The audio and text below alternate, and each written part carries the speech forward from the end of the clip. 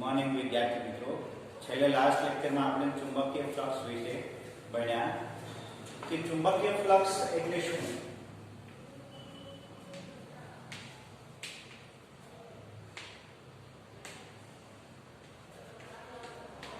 ચુંબકીય flux phi is equal to ba cos theta એ આવી રીતે પણ આપી શકાય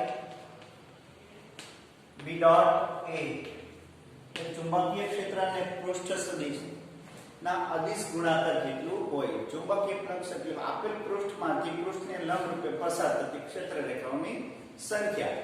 જેવી રીતે વિદ્યુત ફ્લક્સ હતું એવી જ રીતે આપણે ચુંબકીય ફ્લક્સ મળશે. વિદ્યાર્થી મિત્રો, ચુંબકીય ફ્લક્સમાં ખાસ અગત્યની બાબત એ છે થીટા, જે પૃષ્ઠ સદિશ અને b વચ્ચેનો કોણ છે. પૃષ્ઠ સદિશ અને b વચ્ચેનો કોણ બદલાય તો ફ્લક્સ બદલાય. પ્લસ શૂન્ય, ધન અને ઋણ બંને હોઈ શકે. ચુંબકીય ફ્લક્સ નો એકમ વેબર એ આગળ ઉપર આપણે ભણી ગયા આગલા લેક્ચરમાં, ખાસ એ ધ્યાનમાં રાખવાનું. તો ફરીવાર કહીએ, ફ્લક્સ એટલે આપેલ પૃષ્ઠ સાથે સંકળાયેલી ક્ષેત્ર રેખાઓની સંખ્યા અથવા પસાર થતી ક્ષેત્ર રેખાઓની સંખ્યા.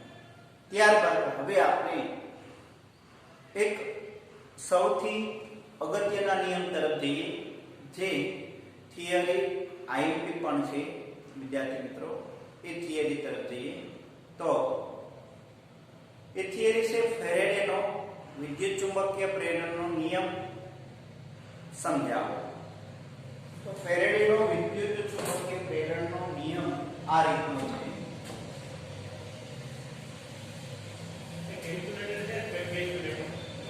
વિદ્યાર્થી મિત્રો, પણ એ તો ઓલા મોબાઈલમાં હોય ને.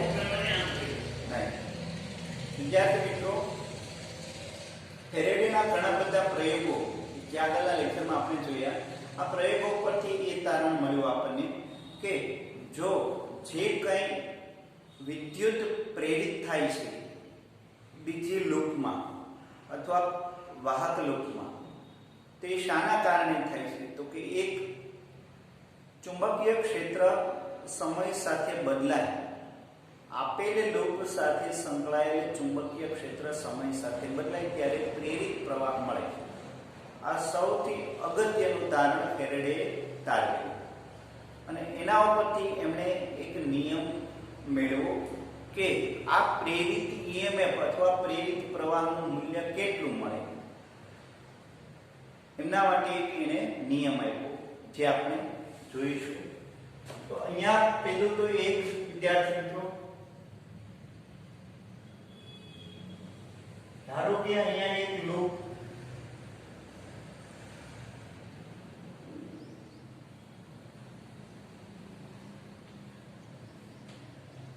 આ લૂપ સાથે એક ગેલ્વેનોમીટર જોડેલો છે, જે આ લૂપમાં પ્રેરિત પ્રવાહ દર્શાવે છે. લૂપ C1 S1 નાખીએ, લૂપ S1, અને અહીંયા એક લૂપ એવી જ રીતે એને જ સમતલ એક નાની લૂપ આપી. આ લૂપ સાથે એક બેટરી જોડીએ, કળ અને બેટરી જોડીએ ને લૂપ S2 કહીએ. લૂપ S1 અને લૂપ S2 બંને સમાંતર રહે એ રીતે રાખેલ છે. બંનેની અક્ષ એક જ મળે એ રીતે રાખેલી છે. આ લૂપનો પૃષ્ઠ સદિશ આ દિશામાં મળશે. હવે વિદ્યાર્થી મિત્રો, અહીંયા એક ખાસ, જ્યારે આ લૂપમાં પ્રવાહ વહેતો નથી ત્યારે આ લૂપમાં ચુંબકીય ક્ષેત્ર ઉત્પન્ન થશે નહીં. t બરાબર 0 સમયે, t બરાબર 0 સમયે S2 લૂપમાં પ્રવાહ વહેતો નથી. આથી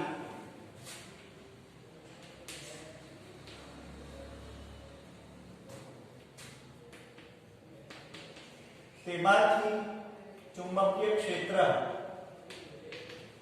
ઉદ્ભવે નહીં.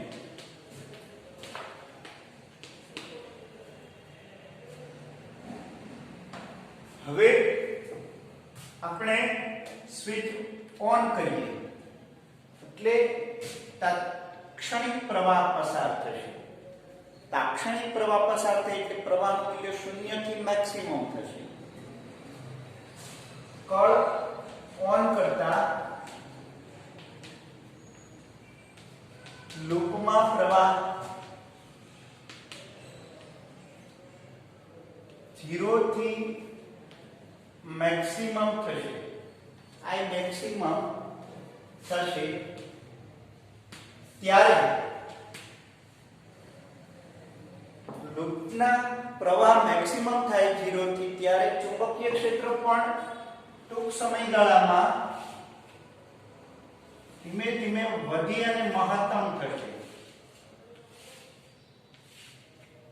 એટલે કે એનો મતલબ એમ કે t બરાબર 0 સમયે ચુંબકીય ક્ષેત્ર નહોતું એટલે ચુંબકીય ક્ષેત્ર રેખાઓ આ લૂપમાંથી પસાર થતી નહોતી.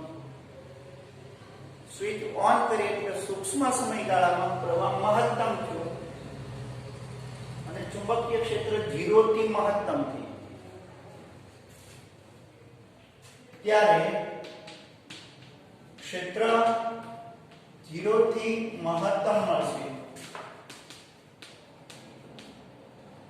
અને આ ક્ષેત્ર ની ક્ષેત્ર રેખાઓ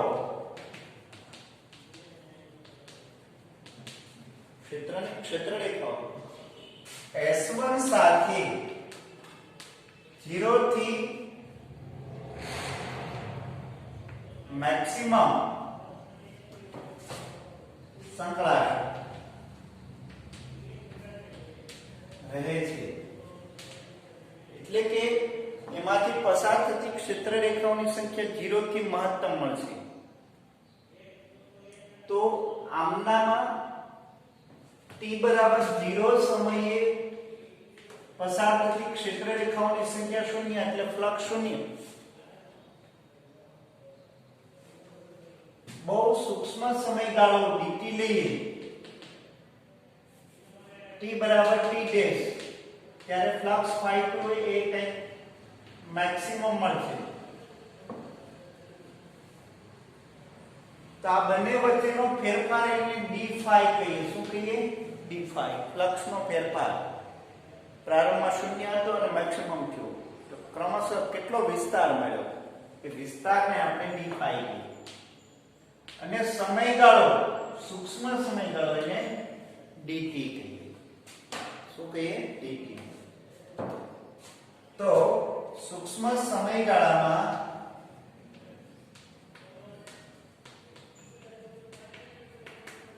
ફ્લક્સનો ફેરફાર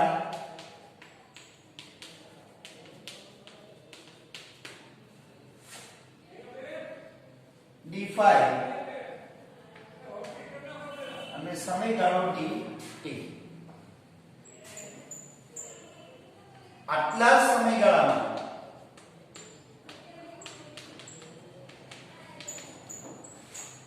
S1 માં પ્રેરિત પ્રવાહ મળે. એટલા સમયગાળામાં પ્રેરિત પ્રવાહ મળશે અને આનાથી વિરુદ્ધ દિશામાં મળશે અને ગેલેનોમીટર આવર્તન આપશે. પણ આ ગેલેનોમીટર આવર્તન કેટલા સમયગાળા સુધી આપશે? તો કે સ્વિચ ક્લોઝ છે ઓપન છે અને ક્લોઝ કરો એટલા સમયગાળા માટે જ આવર્તન આપશે. એટલે કે એનો મતલબ તો ગેલેનોમીટર આવર્તન આપી અને શૂન્ય થઈ જશે. તો ગેલેનોમીટર શૂન્ય થઈ જશે. પ્રવાહ ક્ષણિક પૂરતો વહેશે. શા માટે? તો કે પછીના સમયમાં શું થશે? આમાં સ્થાયી પ્રવાહ વહેશે એટલે ચુંબકીય ક્ષેત્ર રેખાઓની સંખ્યા સ્થાયી થઈ જશે. એટલે આમની સાથે સંકળાયેલી ક્ષેત્ર રેખાઓની સંખ્યામાં ફેરફાર થશે નહીં. ત્યારે હવે આમાં પ્રવાહ વહેશે નહીં. માત્ર ને માત્ર આપણે પ્રવાહ મળશે ક્ષણિક પૂરતો. આવર્તન આપી અને શૂન્ય થઈ જશે. 0 થી મેક્સિમમ આવર્તન આપી અને શૂન્ય થઈ જશે. કારણ કે પ્રેરિત પ્રવાહ મળશે માત્ર dt સૂક્ષ્મ સમયગાળા માટે.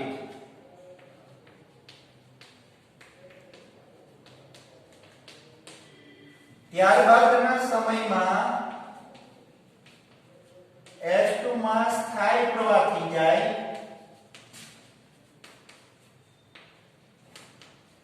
અને ક્ષેત્ર રેખાઓ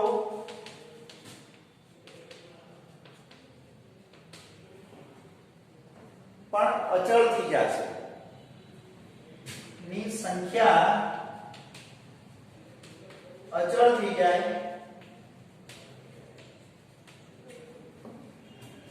અને S1 માં પ્રેરિત પ્રવાહ શૂન્ય થઈ જાય. પ્રેરિત પ્રવાહ શૂન્ય થઈ જાય.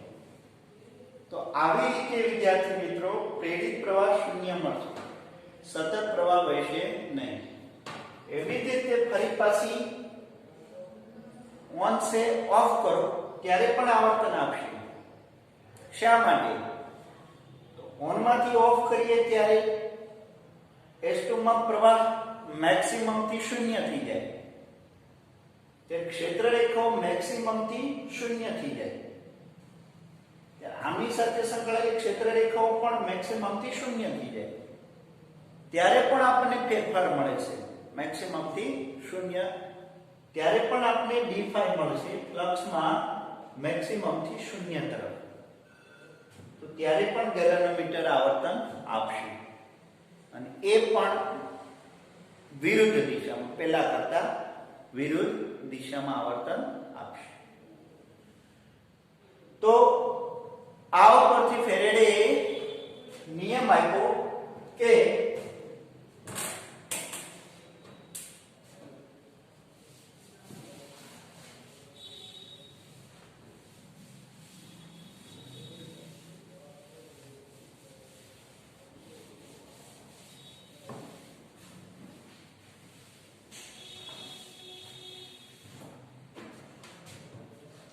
ફેરેડેનો નિયમ આ રીતનો છે.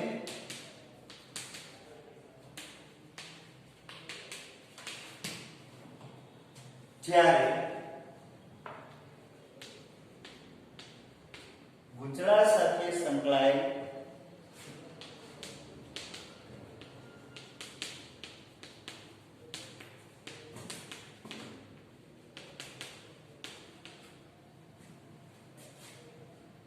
ફ્લક્સનો ફેરફાર, ગુંચળા સાથે સંકળાયેલ ફ્લક્સ ના ફેરફારનો દર, ફેરફારનો સમય દર, સમય દર એ ગુંચળામાં પ્રેરિત EMF જેટલો હોય, પ્રેરિત EMF જેટલો હોય.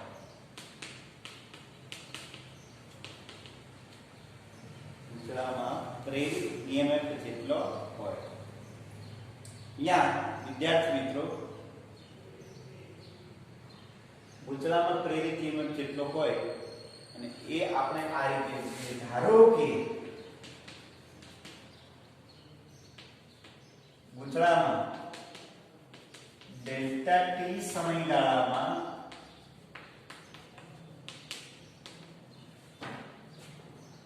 ફ્લક્સનો ફેરફાર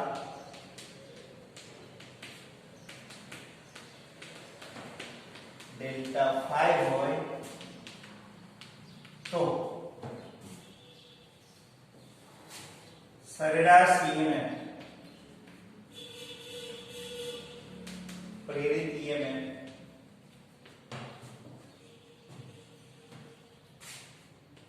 એવરેજ એપ્સિલોન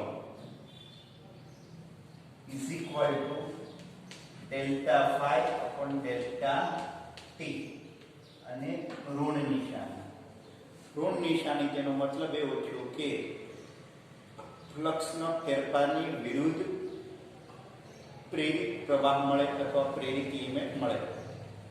આ નિશાનીની ચર્ચા આપણે આના પછીની થિયરીમાં કરીશું, જે છે લેન્ઝનો નિયમ. જો સમયગાળો સૂક્ષ્મ હોય, limit delta t tends to 0 હોય, તો delta phi upon delta t ને આપણે આ રીતે રજૂ કરીએ d phi upon dt, જેને તત્કાલીન EMF પણ કહેવામાં આવે છે, તાત્ક્ષણિક પ્રેરિત EMF. તો અહીંયા ફેરેડેનો નિયમ આ રીતનો છે. ફ્લક્સના ફેરફારનો સમય દર અથવા એકમ સમયમાં થતા ફ્લક્સના ફેરફારને ગૂંચળામાં પ્રેરિત થતા EMF જેટલો હોય. ફરીવાર કહું, એકમ સમયમાં ફ્લક્સમાં થતો ફેરફાર એ ગૂંચળામાં પ્રેરિત થતા EMF જેટલો હોય. આ સિદ્ધાંતને ફેરેડેનો નિયમ કહે છે.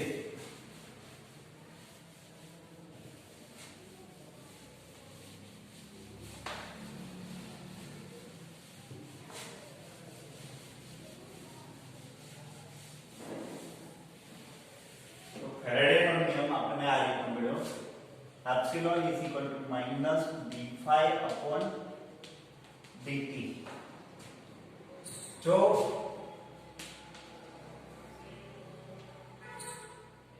S1 લૂપમાં,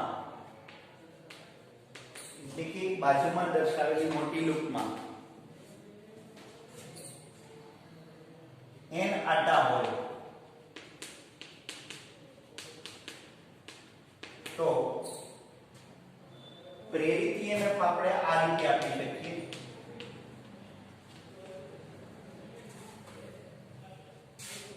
એપ્સિલોન બરાબર minus n d phi upon dt. Epsilon is equal to minus n d phi upon dt. પ્રેરિત EMF n ગણું થઈ જાય. કેટલા ગણું થઈ જાય? n ગણું થઈ જાય. કૂચળાના આટાની સંખ્યાના સમપ્રમાણમાં પણ મળે. તો આ આપણને પ્રેરિત EMF કહ્યું. તો આ ફેરેડેનો નિયમ છે, જે ખૂબ જ ઉપયોગી છે વિદ્યાર્થી મિત્રો. આગળ ઉપર પણ હમણાં ઉપર ઘણા બધા MCQ આવશે, એટલે આ એક નિયમ યાદ રાખવો જરૂરી. એપ્સિલોન બરાબર minus n d phi upon dt. d phi એટલે એકમ સમયમાં થતા ફ્લક્સનો ફેરફાર. અહીંયા અગત્યની બાબત છે, સમય સાથે ફ્લક્સમાં થતો ફેરફાર અગત્યનો છે. હવે વિદ્યાર્થી મિત્રો, ફ્લક્સનો ફેરફાર કઈ કઈ રીતે આપણે કરી શકીએ અને EMF મેળવી શકીએ? તો કે પહેલું તો એક ફ્લક્સનો ફેરફાર જે કઈ લૂપમાં પ્રેરિત EMF થાય છે એની સાપેક્ષે બીજી લૂપ અથવા બંને લૂપ એકબીજાની સાપેક્ષે ગતિ કરે ત્યારે ફ્લક્સનો ફેરફાર થઈ શકે છે. એટલે ફ્લક્સનો ફેરફાર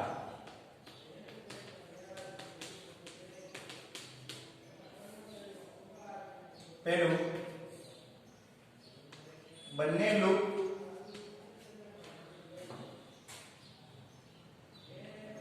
એકબીજાની સાપેક્ષે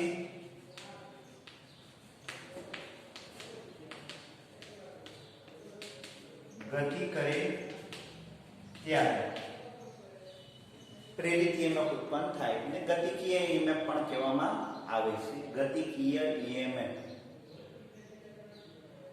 બીજું, બંને લૂપ સ્થિર હોય તો શું થાય? તો કે ચુંબકીય ક્ષેત્ર સમય સાથે બદલાય છે. તો બે ચુંબકીય ક્ષેત્ર સમય સાથે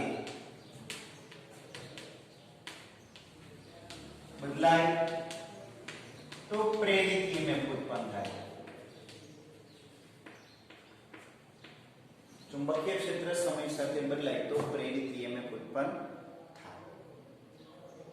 બીજું, જો ચુંબકીય ક્ષેત્ર સ્થાયી હોય, એટલે કે ગજ્જો ચુંબક સ્થાયી રાખે, લૂપને સાપેક્ષ ગતિ કરાવીએ તો પેલો નિયમ થઈ ગયો, ઓલો પેલો મુદ્દો થઈ ગયો. ક્લિયર? બીજું,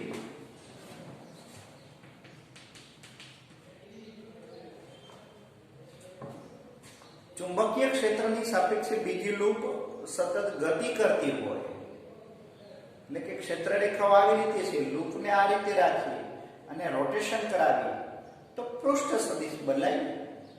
તો પૃષ્ઠ સદિશ બદલાય તો પણ ફ્લક્સમાં ફેરફાર થાય, એટલે કે a b cos થીટા માં થીટા બદલાય તો પણ આપણને ફ્લક્સમાં ફેરફાર મળે. એટલે કે ક્ષેત્રની સાપેક્ષે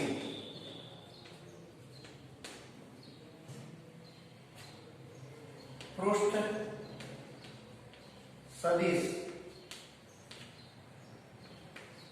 ભ્રમણ કરે ત્યારે પણ પ્રેરિત EMF ઉત્પન્ન થાય.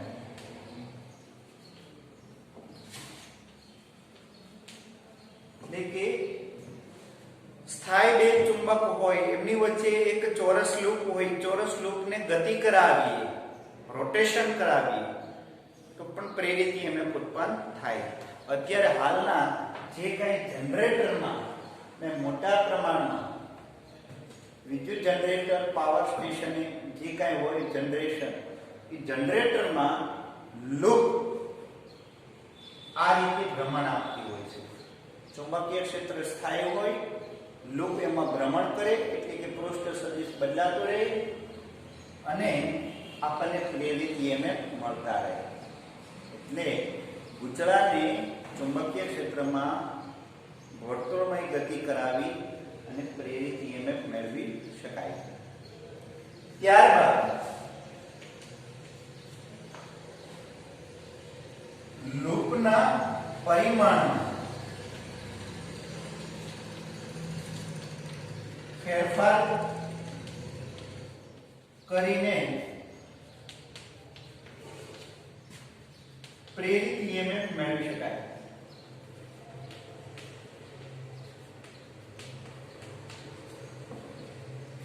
લૂપના પરિમાણમાં ફેરફાર કરી.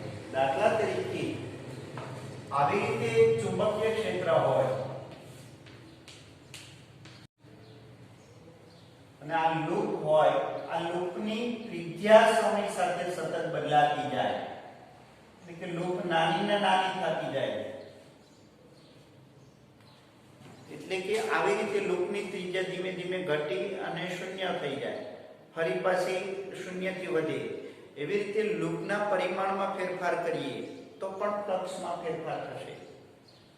લૂપ નાની નાની થતી જાય, મોટી થાય, ચુંબકીય ક્ષેત્ર સ્થાયી હોય તો પરિમાણમાં ફેરફાર કરીને ત્રિજ્યા ઘટાડી અથવા વધારીને પણ પ્રેરિત EMF મેળવી શકાય. તો જુદી જુદી ઘણી બધી રીતે આપણે ફ્લક્સમાં ફેરફાર કરી શકીએ અને જેટલી રીતે ફ્લક્સમાં ફેરફાર થાય એટલી રીતે પ્રેરિત EMF ઉત્પન્ન થાય. અહીંયા અગત્યની બાબત એ છે, સમય સાથે બીજી લૂપમાં ફ્લક્સ ફેરફાર કરવો જોઈએ, બીજી લૂપમાં ફ્લક્સમાં ફેરફાર થવો જોઈએ. એ અગત્યનું છે ફેરેડેના નિયમ પ્રમાણે. તો ત્યારબાદ વિદ્યાર્થી મિત્રો એક બીજી થિયરી તરફ જઈએ, જે પણ થિયરી બહુ અગત્યની છે અને એ કોઈ ગાણિતિક સ્ટેપ નથી, પણ માત્ર ને માત્ર સમજૂતી છે. અને એ સમજૂતી પ્રમાણે તમારે એનું વર્ણન પણ લખવું જરૂરી છે, કેમ કે લેન્ઝનો નિયમ એ પરીક્ષા માટે ખૂબ જ અગત્યનો નિયમ છે.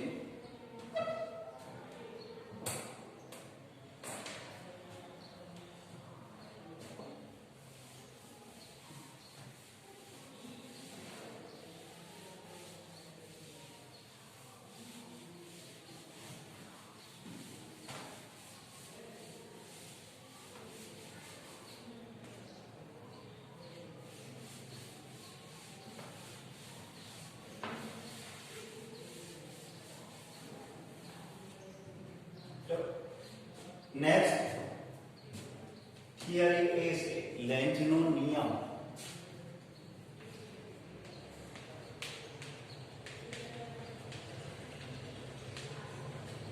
સમજાવો.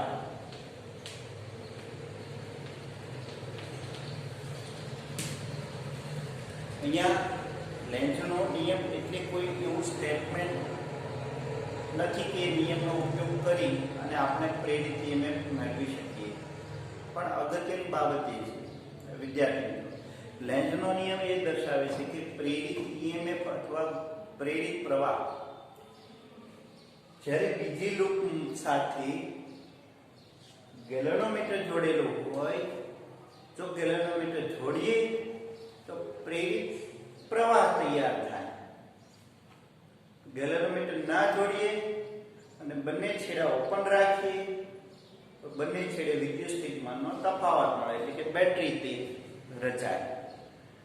તો આ બેટરી રચાતી હોય અથવા પ્રેરિત પ્રવાહ રચાય ત્યારે એની દિશા કઈ એ આપણે લેન્ઝનો નિયમ દર્શાવે છે.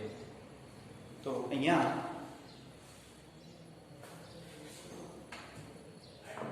એનો નિયમ આ રીતે સમજીએ. માત્ર ને માત્ર પ્રેરિત EMF ની દિશા જાણવા માટે લેન્ઝનો નિયમ છે.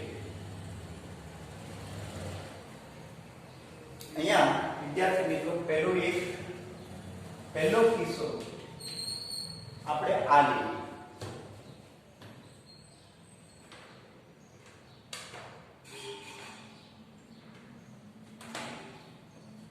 ધારો કે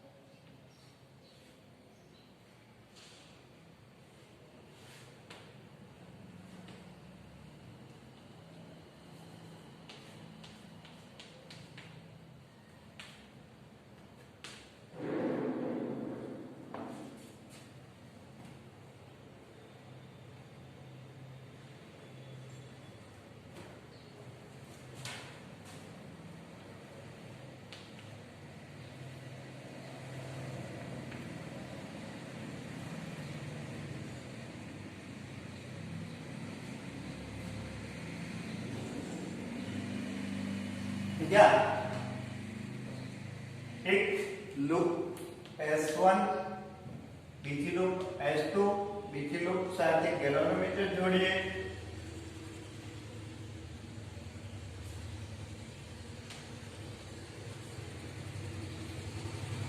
અને ધારો કે અહીંયા કળ ઓન કરીએ તો આમાં સ્થાયી પ્રવાહ હોય છે. સ્થાયી પ્રવાહ હોય છે ત્યારે વિદ્યાર્થી મિત્રો આ એક S1 લૂપ આ રીતની છે, ધ્યાન આપીએ. જસ્ટ પહેલા આપણે એક લૂપ જે છે વિદ્યુત પ્રવાહ ધારિત, આ લૂપ એક ચુંબક તરીકે વર્તે, ગજિયા ચુંબક તરીકે, એ આપણે સમજી લઈએ. તો આપેલી લૂપ જે છે ગજિયા ચુંબક તરીકે વર્તે ત્યારે એ લૂપના બે ધ્રુવ તૈયાર થાય, S અને N. વિદ્યાર્થી મિત્રો આવી રીતે જો લૂપ હોય એમાં પ્રવાહ જો આ રીતે પસાર થતો હોય સમઘડી દિશામાં, તો સમઘડી દિશામાં જો પ્રવાહ પસાર થતો હોય લૂપમાં, ત્યારે લૂપની સામે તમે ઊભા રહો આવી રીતે અને તમે લૂપમાં જુઓ છો તો એ લૂપમાં સમઘડી દિશામાં પ્રવાહ વહેતો હોય. ફરીવાર તો ધ્યાન આપો, લૂપને તમારી સામે રાખો અને લૂપમાં સમઘડી દિશામાં પ્રવાહ વહેતો હોય તો તમારી તરફનો જે કંઈ છેડો છે લૂપનો એ દક્ષિણ ધ્રુવ તરીકે વર્તે અને એનાથી વિરુદ્ધ દિશાનો જે કઈ છેડો છે એટલે કે બીજો છેડો આવી રીતે એનાથી બીજો છેડો છે એન ધ્રુવ તરીકે વર્તે. ધારો કે અહીંયા આપણે ઊભા છીએ, આપણી આંખ અહીંયા છે,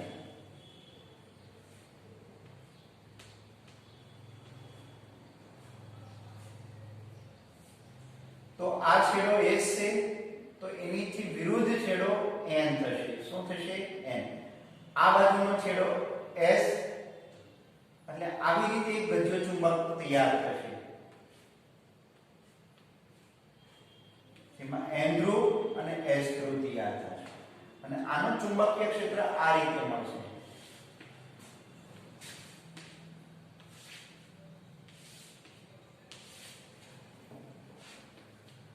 હવે આ લૂપને આપણે આગળ પાછળ કરવાની છે, ગતિ કરાવવાની છે. સ્થાયી પ્રવાહ વહે છે અને ગતિ કરાવશો એટલે આમના ફ્લક્સમાં ફેરફાર થશે. હવે વિદ્યાર્થી મિત્રો, આમાં પ્રેરિત પ્રવાહ ધારો કે સમઘડી દિશામાં થાય છે. કઈ દિશામાં થશે? સમઘડી દિશામાં. ત્યારે શું થશે? આ લૂપ પણ એક ગજ્જા ચુંબક તરીકે વર્તે. આ લૂપ ગજ્જા ચુંબક તરીકે વર્તે ત્યારે એના પણ બે ધ્રુવો તૈયાર થશે.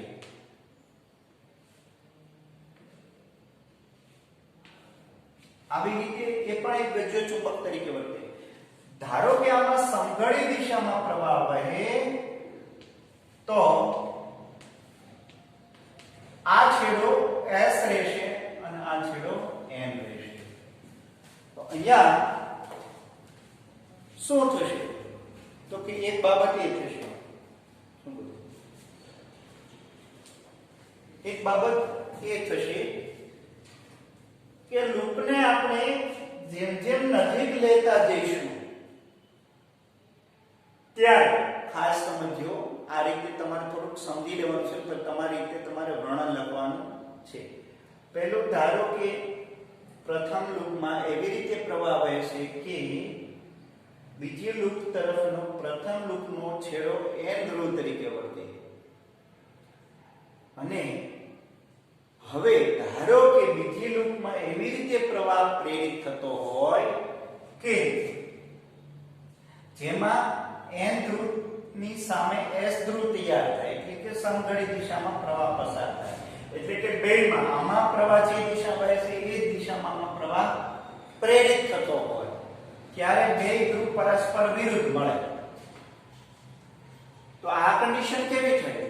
તો કે લૂપને સહેજ આપણે ધક્કો આપીએ એટલે શું થશે? જેમ જેમ લૂપ આગળ જશે તેમ તેમ આમની સાથે સંકળાયેલ ફ્લક્સમાં ફેરફાર થશે અને વધુ ને વધુ ફ્લક્સમાં ફેરફાર થાય એટલે આમાં પ્રેરિત પ્રવાહ વધુ ને વધુ મળે. પ્રેરિત પ્રવાહ વધુ ને વધુ આ લૂપમાં મળશે ત્યારે આ લૂપનું જે કાંઈ મેગ્નેટ બને છે, S અને N ધ્રુવ બને છે, એ ધ્રુવ પ્રબળ બને, વધુ ને વધુ પ્રબળ બને. S ધ્રુવ પ્રબળ બને તો શું થશે? તો એમને આકર્ષે. શું થશે? એને આકર્ષે. તો અહીંયા તો આપણે એવી બાબત મળી કે લૂપને સહેજ ઊર્જા આપીએ તો પછી લૂપ ઝડપથી આ લૂપ તરફ ખેંચાઈ જાય અને આમાં પ્રેરિત પ્રવાહ મળે. એ તો ઊર્જા સંરક્ષણના નિયમની વિરુદ્ધ થયું. શા માટે? તો કે એક ઊર્જાના ભોગે હંમેશા બીજી ઊર્જા મળે. અહીંયા તમે લૂપને ધક્કો મારશો એટલે યાંત્રિક કાર્ય કરશો, એ યાંત્રિક ઊર્જાનું વિદ્યુત ઊર્જામાં રૂપાંતર થાય. બરોબર ને? પણ તમે અહીંયા સહેજ ધક્કો આપ્યો છે એટલે કે યાંત્રિક ઊર્જા બહુ અલ્પ પ્રમાણમાં ખર્ચી અને આકર્ષણના કારણે ઝડપથી આગળ વધી. તો કુદરતમાં એવી કોઈ પ્રક્રિયા નથી કે ઓછી ઊર્જાના ભોગે રૂપાંતરિત ઊર્જા વધુ મળે. અહીંયા વિદ્યાર્થી મિત્રો ખાસ અગત્યની બાબત એ છે ઊર્જા સંરક્ષણના નિયમનું ઉલ્લંઘન થાય છે. શા માટે? તો કે તમે કાર્ય અલ્પ આપો અને ઉર્જા વધારે હોય તો કે આ જે છે ઉર્જા સંરક્ષણના નિયમને અનુસરતું નથી.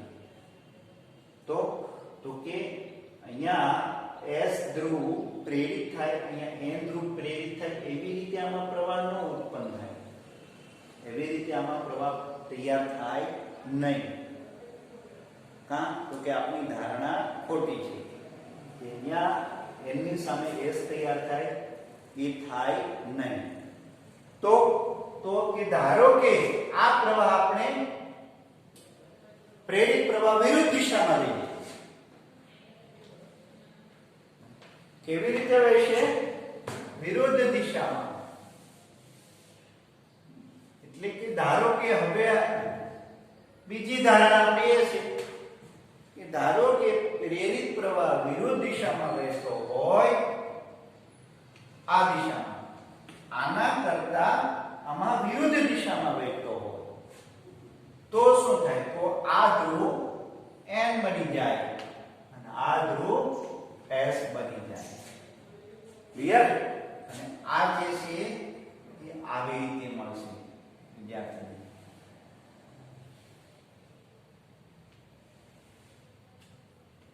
N બને, આ દિશાનો ધ્રુવ N બનશે. તો શું થશે? તો કે બરોબર જેમ જેમ લૂપને નજીક લાવતા જઈશું તેમ તેમ આમની સાથે સંકળાયેલો ફ્લક્સ વધતું જશે અને પ્રેરિત EMF મળતું રહેશે. બીજું, તમે જેમ જેમ નજીક લાવશો તેમ તેમ સમાન ધ્રુવો પાસે આવશે, તેમ તેમ અપાકર્ષણ વધશે. શું વધશે? અપાકર્ષણ વધશે. તેમ તેમ તમારે કાર્ય કરવું પડશે. જો આ લૂપમાં અચળ વેગ જાળવી રાખવો હોય તો અપાકર્ષણ વિરુદ્ધ કાર્ય કરવું પડે. અને આ અપાકર્ષણ વિરુદ્ધ જે કંઈ કાર્ય કરીએ છીએ એ જ કાર્યને અનુરૂપ ઉર્જા મળે છે આપણને પ્રેરિત EMF માં. શેમાં મળશે? પ્રેરિત EMF. તો અહીંયા N સામે N તૈયાર થાય, એવી રીતે જ પ્રેરિત પ્રવાહ મળે. અને એવી રીતે પ્રેરિત પ્રવાહ મળે ત્યારે ઉર્જા સંરક્ષણનું પાલન થાય કે જેટલું કાર્ય કરો એટલી ઉર્જા મળે. કોના વિરુદ્ધ? તો કે અપાકર્ષણ બળ વિરુદ્ધ કાર્ય કરો તો ઉર્જા મળશે. હવે બીજી બાબત ધ્યાન આપીએ વિદ્યાર્થીઓ. જ્યારે લૂપને દૂર લઈ જઈએ ત્યારે શું થશે? તો કે દૂર લઈ જઈએ તો તે અપાકર્ષણ વિરુદ્ધ થયું. એટલે કે ટૂંકમાં અહીંયા મૂકી દઈએ એટલે અપાકર્ષણના કારણે દૂર જાય તો પણ ઉર્જા સંરક્ષણના નિયમનું પાલન ન થાય. ક્યારે? નજીક લાવીએ ત્યારે થાય છે, દૂર લઈ જઈએ ત્યારે? તો કે દૂર લઈ જઈએ ત્યારે પાછળ આમાં પ્રેરિત પ્રવાહની દિશા બદલાઈ જાય. જ્યારે લૂપને તમે દૂર લઈ જાઓ ત્યારે અહીંયા S તૈયાર થાય અને અહીંયા N તૈયાર થાય. તો કે દૂર લઈ જાઓ ત્યારે પ્રવાહની દિશા બદલાઈ જાય. નજીક લાવો ત્યારે N સામે N તૈયાર થાય. જ્યારે દૂર લઈ જાઓ આ ધ્રુવ અચળ રહેશે, આ ધ્રુવમાં ફેરફાર થશે. ધ્યાન આપજો. જ્યારે દૂર લઈ જાઓ ત્યારે આ S તૈયાર થાય એટલે આને આકર્ષણ બળ લગાડે અને એના વિરુદ્ધ ફરી પાછું આપણે કાર્ય કરવું પડે. એટલે નજીક લઈ જાઓ ત્યારે પ્રેરિત EMF ઉત્પન્ન થાય અને કાર્ય કરવું પડે. દૂર લઈ જાઓ ત્યારે આકર્ષણ બળ વિરુદ્ધ કાર્ય કરી અને ફ્લક્સમાં ફેરફાર કરીએ અને EMF મળે. ફેરેડે એવું પણ પ્રયોગમાં દર્શાવ્યું કે આગળ પાછળ કરીએ ત્યારે પ્રેરિત EMF ઉત્પન્ન થાય અને દિશા પણ બદલાય, ઉલટ સુલટ થાય. તો દૂર લઈ જાઓ ત્યારે ફ્લક્સમાં ઘટાડો થાય અને ફ્લક્સમાં ઘટાડો થાય ત્યારે સમાન વિરુદ્ધ ધ્રુવો તૈયાર થાય. નજીક લાવો ત્યારે ફ્લક્સમાં વધારો થાય ત્યારે બંને સમાન ધ્રુવો થાય, અપાકર્ષણ થાય. તો અહીંયા લેન્ઝનો નિયમ એ કહે છે કે જેના વડે પ્રેરિત EMF ઉત્પન્ન કરી શકાય છે એનો જ વિરોધ કરતો પ્રેરિત EMF એનો જ વિરોધ કરતો ચુંબકીય ક્ષેત્ર ઉત્પન્ન થાય એવી દિશામાં પ્રેરિત EMF ઉત્પન્ન થાય. કરતી જેને લીધે પ્રેરિત EMF ઉત્પન્ન થાય, એટલે કે આ ચુંબકીય ક્ષેત્ર દ્વારા પ્રેરિત EMF ઉત્પન્ન થાય છે, એનો જ વિરોધ કરતું, એટલે કે પેલા અહીંયા આમ નજીક લઈ જતા હતા ત્યારે અહીંયા n હતો, n સામે n એટલે વિરોધ કરે, એનો જ વિરોધ કરતું ચુંબકીય ક્ષેત્ર ઉત્પન્ન થાય, એ રીતે લોકોમાં પ્રેરિત EMF ઉત્પન્ન થાય. એટલે અહીંયા n હોય તો n તૈયાર થાય, નજીક લઈ જઈએ ત્યારે ચુંબકીય ક્ષેત્ર આ રીતે તૈયાર થાય અને પ્રેરિત EMF મેળવી શકાય. એટલે એનો મતલબ એમ છે કે પહેલા કરતા વિરુદ્ધ ફ્લક્સનો ફેરફાર ન થવા દે, ફ્લક્સનો ફેરફાર ન થવા દે એવો ગુણધર્મ આ લૂપમાં ઉત્પન્ન થાય, એવી દિશામાં પ્રેરિત EMF ઉત્પન્ન થાય, ત્યારે ઉર્જા સંરક્ષણના નિયમનું પાલન પણ થાય અને સાથે સાથે આપણને પ્રેરિત EMF પણ મળે. તો આ હતો લેન્ઝનો નિયમ. ફરીવાર કહું, લેન્ઝનો નિયમ શું હતો કે જેના લીધે પ્રેરિત EMF ઉત્પન્ન થાય, એટલે કે આના ચુંબકીય ક્ષેત્ર વડે આમાં પ્રેરિત EMF ઉત્પન્ન થાય છે, એનો જ વિરોધ કરતું ચુંબકીય ક્ષેત્ર ઉત્પન્ન કરે. કોણ કરે? તો કે આમાં પ્રેરિત પ્રવાહ, આમાં એવી રીતે પ્રેરિત પ્રવાહ વહે કે આનો વિરોધ કરતું ચુંબકીય ક્ષેત્ર મળે. તો આ હતો લેન્ઝનો નિયમ. લેન્ઝનો નિયમ માત્ર ને માત્ર પ્રેરિત પ્રવાહની દિશા દર્શાવે છે, બીજું કંઈ નહીં. એ ખાસ ધ્યાનમાં રાખવું.